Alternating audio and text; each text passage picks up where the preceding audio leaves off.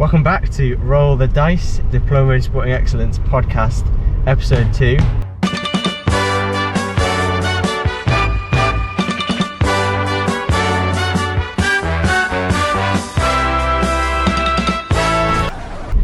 Here with me in the car is head coach of DiSE Cycling, Nick, and special guest for today is the Tenerifean sunshine. It is stunning out. We've got two cameras now as well, so you can see exactly what we're seeing out the front of the car, and it's one of the best views we've had in a long while, isn't it? Stunning today, and well deserved as well, because we've had to be very patient. We've waited 3 days. This is our third day. I know, yeah. 3 days. A little bit overcast as we've been doing our first few rides, but yeah, this is what it's all about, the amazing sun. So little recap of what we've done. It's day 5. I figured that out this morning. It's day 5. It doesn't feel like it's day 5, but it is. And this morning they were at Laurel Park. Yep. So that's like the local zoo, animal embassy. Just a nice excursion for them. And now we're on a training ride, starting the descent. So talk us through the ride today. What kind of efforts they've been doing, just like high level overview sort of thing. So the purpose of today's ride was to do some high cadence efforts. So yesterday we were doing lower cadence efforts, just to look at ways that you can develop strength on the bike using the terrain that we've got here, which is, you know, longer gradients. And today what we're doing is we're kind of looking at the other element of power, which is speed. Because of course when we get strength and speed together, then that's how we generate power. So basically what we've done over yesterday and today is we've kind of deconstructed power into its two elements, strength and speed. And today we're working on some leg speed. So the idea was on the first climb, which was probably around about 5k. So they were riding at tempo, so they were riding at kind of their own individual tempo, and then putting in 45 seconds high cadence efforts where they were around about 10, 15, 20 RPM above where they normally would be at tempo, however not at the expense of the speed that they were already riding at. So they had to maintain their speed, but in a lower gear than they were previously riding at. And then after 45 seconds they would then drop down into back into their normal slightly higher gear, cadence back to around about the kind of 90 mark, and just continue riding tempo for 3 minutes until they repeat that 45 second effort again. So that is a kind of overview of what they were doing. We're now on the descent. Yeah, and actually I think quite conveniently on the descent now, this is a great point to just say, as well as the like physical aspects, actually technically over the past few days, as we started to perform better as a team, they're definitely sort of, you know, riding as one just group on the road really well. So we can see that coming on as well. And you know, it's only like is this our third ride or our fourth ride? This is their third ride. So actually they've done really well to get to this standard so fast. And this is just a taste for them of what the rest of the 2 weeks is going to be like. Yeah. Looking at the weather. And once we move over to Villaflor, to the south of the island, just the roads are, I mean, there's nowhere else in the world that's quite as good for cycling as the south of Tenerife, in my opinion. No. And you know, that's why this funding to come away is so useful. It's just something they can't do at home on the local roads.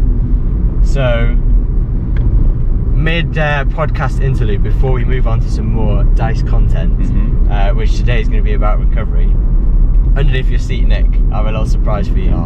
So have a little look down there in the plastic bag, and I won't, but my seatbelt's locked on because we're on a descent.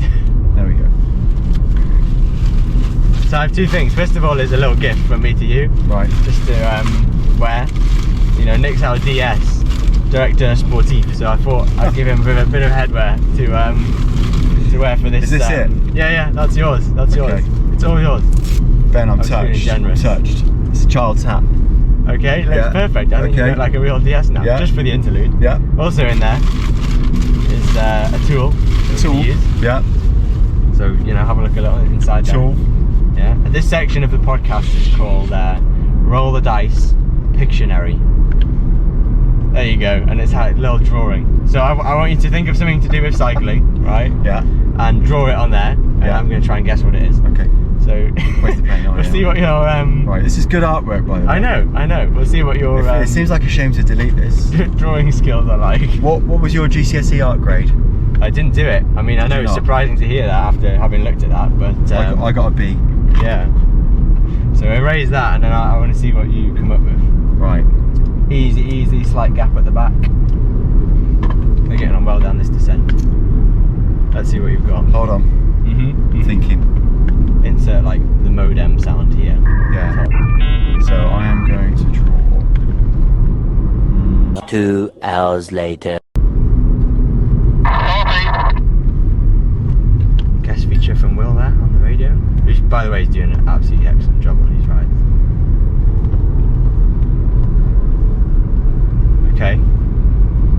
It's very difficult. I know what this is. It's very difficult to draw. No, I know what it is. It's a 40-gram carb gel. Yes. Yes.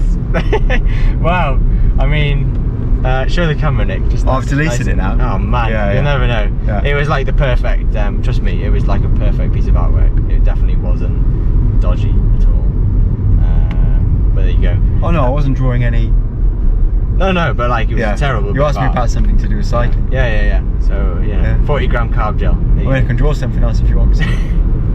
Moving swiftly on, so feel free to ditch the DS. I got a B. You got a B. Yeah, I'm going to keep the hat on. That's not bad. I'm DS. Okay. Yeah. So let's talk about recovery as we're coming down this descent now. Actually, quite an apt topic, but more importantly, recovery off the bike in between the training sessions that we've been doing. Right. So the first thing I want to say about recovery. Training only makes you weaker. Okay, every training session you do makes you weaker. And what I mean by that is think about how you feel at the end of a 3-4 hour ride compared to how you felt at the beginning. You're more tired, you're fatigued, your glycogen levels will be depleted or at least very low, possibly be dehydrated, higher levels lactate, higher core temperature, etc. There'll be all the kind of reasons why we get fatigue. You'll have built all of those up over that 4 hours. So at the end of let's say a 3 or 4 hour ride, you are weaker. Okay. Now, it is the recovery from training that makes you stronger. All right. So what I often see with junior riders is because these guys are they're the real deal. They're working really hard to become top bike riders, and they're putting everything into it. And intuitively, it makes sense to put as much effort into your training as you can, and to buy the fastest kit that you can get hold of, or that you can afford.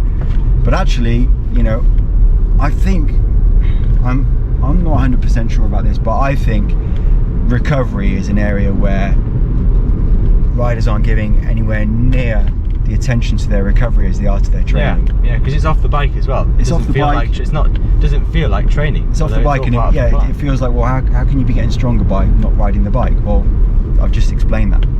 So that's the first thing I want to say about recovery. The second thing I want to say about recovery is that if you look at the volume of training as you go from say like youth level all the way through to world tour, okay, the higher the level of the rider, the more training they do, okay, to be at that level, right? But you can't just start off from zero and be doing like 25 hours, okay? However, I think what that shows us is that actually there is a pretty much, this is a heuristic, right, rule of thumb, pretty much the more you train, the faster you will be, right? Okay, that's a general rule of thumb. I know that there are some kind of exceptions to that, and there are some nuances there, but as a rule of thumb, the more you train, the faster you ride, the stronger you are. Okay, but actually I want to kind of change that slightly, and you're going to say something on the radio. Easy again.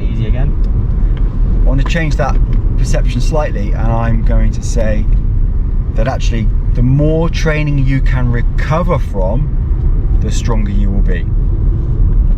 Okay, so it's not about how much training you can do, it's about how much training you can recover from. Like a tolerance almost. A bit like a tolerance, yeah. But I think those two things are very different because, we look at, World Tour riders, for instance, and, prior to Grand Tours, they might be doing like 35-hour weeks, but they're recovering from that. And that's the difference. And it's not about, doing big training rides, getting big miles in and just feeling completely nailed all the time. That feeling of fatigue and maybe feeling tired on a day-to-day basis, there is a role for that in training and building up a certain element of fitness and condition. But actually, if that's your kind of ongoing state where you are kind of perpetually feeling like not recovered, then actually you're doing too much training because you're not recovering from that training. So yeah, that was my second point, that it's not about how much training you do, it's about how much training you can recover from. And that's why your volume of training needs to progressively increase year on year when you're at the stage of, that these guys are at. Yeah. And actually, this is a lot of the content of DiSE, the things that you don't realise are such a big part of, working towards being a pro cyclist. And actually, one thing that I think we should talk about, which is a big part of everybody's life, perhaps not as much as it should be, and something that we've been talking about with our riders is sleep, right? Yeah. And first of all, do they actually track their sleep? And some of them do. They have some of the Garmin's and Fitbits track your sleep. Yeah. And the stages of it, which is quite useful. So they know it down to the minute. Yeah. Some of them know it a bit more rough. But I think all of us know that we should get a lot of sleep. Yeah. But perhaps it's very easy to miss that bedtime or wake up earlier than you should have. But we were talking about in the hotel that a couple of studies we looked at. Now, not all of them. We didn't go into any detail, did we? But one interesting one to me was people who were getting 7 hours of sleep versus 8 were almost 300% more likely to catch the common cold, especially endurance athletes. It's a good stat. And also, a lot of what we do is avoiding illness and injury. And I certainly didn't think that sleep would be such a big part of that. So that was quite interesting to me. And then the second aspect from another article was spinning around. Turning around. That was our Spanish amigo, Adrian. on the roads, Adrian. 4-time Canarian champion. I know. Yeah, we're very, very lucky to have seen him out today. Yeah. So, the other part was injury prevention, because you require a lot of concentration on descents like these, and so just recovering your mind as well, isn't it? Through sleep. So, now the thing about sleep, and this is where these sleep trackers have a kind of limited value, is actually the quality of your sleep is more important than the quantity of your sleep, right? And sleep trackers generally don't kind of track that. So I think the sleep trackers are helpful, but I think they're providing an indication. They're not providing you with kind of real kind of like valid and reliable data. It's just something to kind of help you get an idea. But we even said, like, looking at Tom Pidcock, if he's not riding, he's sat down, and if he's not sat down, he's lying down. Yeah. He's just constantly trying to recover. Yeah. And maybe people outside the sport might view that as, he's lazy, he doesn't want to do the media engagement, blah blah blah blah blah. But he does them all. He just does them all in the most relaxed way possible. Exactly. Yeah. And I saw one the other day where they were interviewing Geraint Thomas on Eurosport, and he was just on FaceTime during the massage. Yeah. So, case in point. Yeah. No, that's right. Like part of being a really good professional, you talk about guys like Pidcock and Thomas, they're masters of their craft, and part of that craft is recovery. Yeah. So the other thing I want to say about recovery as well is, and I did a session on this actually with our DiSE group a couple of weeks ago, was on heart rate variability. So heart rate variability is basically the time between two heartbeats. And the time between two heartbeats can be measured using all sorts of devices actually, but like some of the Apple watches can measure it, Garmin watches, etc. The Whoop bands, they measure heart rate variability. Heart rate variability is a good way of tracking your recovery.